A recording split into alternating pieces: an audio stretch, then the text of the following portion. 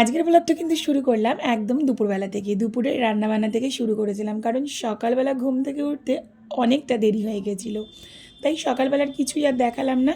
আর যেহেতু বাইরে চলছে বৃষ্টি, আর ঘরের ভেতরে ইলিশ না হলে তো একদমই চলে না। তো আজকে সমস্ত মেনুগুলোই কিন্তু ছিল আমাদের ইলিশের ওপরে, কারণ প্রিয় মানুষগুলোর সঙ্গে অনেক দিন পরে দেখা হয়েছে। আর জমিয়ে আড্ডা, জমিয়ে খাওয়া দাওয়া না হলে তো চলেই না। আর যেহেতু বর্ষা, তো ইলিশ তো মাস্ট ভাই। তো আজকে সমস্ত কিন্তু খাওয়া দাওয়াই ছিল পুরো ইলিশের ওপরে, মানে যা খাবো। পায়েল বলেছিল যা খাবো কেয়াদি সবটা আজকে ইলিশ, ইলিশ আর ইলিশ।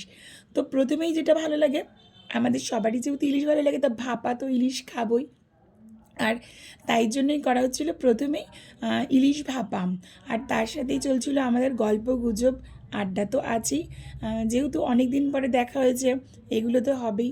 আর বেশিরভাগ এখন আমাদের গল্পের মানে টপিকটাই হয়ে যায় ওই ছেলে মেয়ের পড়াশুনো, সব কথায় ঘুরতে ফিরতে ছেলে মেয়ের পড়াশুনো নিয়ে আমাদের বেশিরভাগ গল্পটাই এখন চলে। তো পায়েল সবটাই রেডি করে ফেলেছে, আর মেখে এইভাবেই বসিয়ে দিয়েছে ইন্ডাকশানে।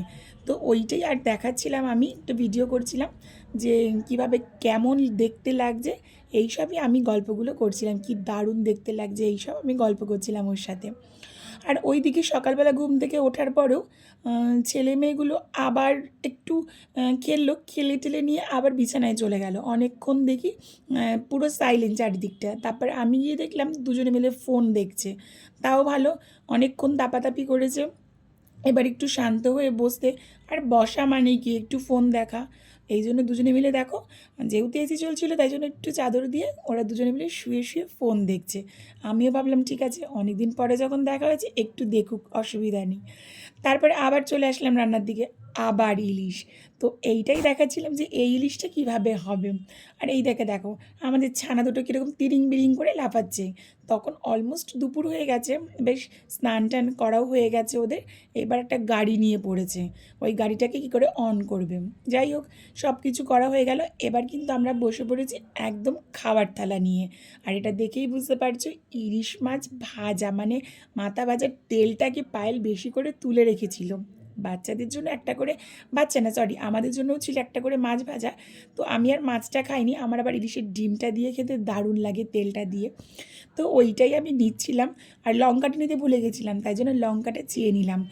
মানে ইলিশ মাছ ভাজার তেল দিয়ে লঙ্কা দিয়ে, মানে দারুণ দারুণ দারুণ। তারপরে এই যে পাতে চলে এসেছে ইলিশ মাছ ভাপাটা, মানে যতটাই বলবো ততটাই কম, এতটাই ভালো রান্না হয়েছিল, এতটাই। আসলে পায়েল ভীষণ ভালো রান্না করে, ওর হাতের রান্না দারুণ। তো আজকে আমরা দেখতে পারছো সবটাই খাবো ইলিশের মধ্যে। তো চলো, খাওয়া দাওয়া তো হয়ে গেছে। আর হ্যাঁ, শেষ পাতে আমাদের না একটু টক লাগেই, মানে চাটনি এই টাইপের কিছু লাগে। তো সেদিনকে কিছু করা হয়নি, কিন্তু আচার ছিল কুলের, কুলের আচারটা আমরা খেয়ে নিয়েছিলাম।